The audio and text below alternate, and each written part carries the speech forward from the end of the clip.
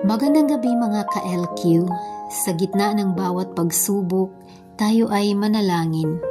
Amang Diyos, sa lahat ng nasalanta ng bagyong Tino, itaas mo po sila sa iyong pag-aaruga. Bigyan mo sila ng lakas upang muling bumangon, tapang upang harapin ang bukas at pag-asang hindi kailanman maglalaho.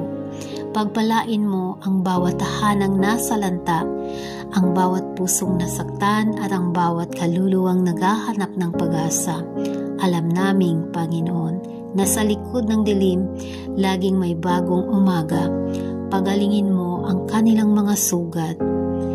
Alisin ang mga takot at pag-alala sa kanilang mga mahal sa buhay.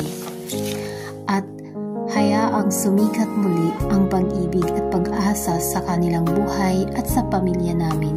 Amen. Laging tandaan, mga kaibigan, hindi natatapos ang buhay sa bagyo. Sa Diyos, laging may bagong simula. This is Life Quotes, where faith shines even after the storm. Magandang gabi po.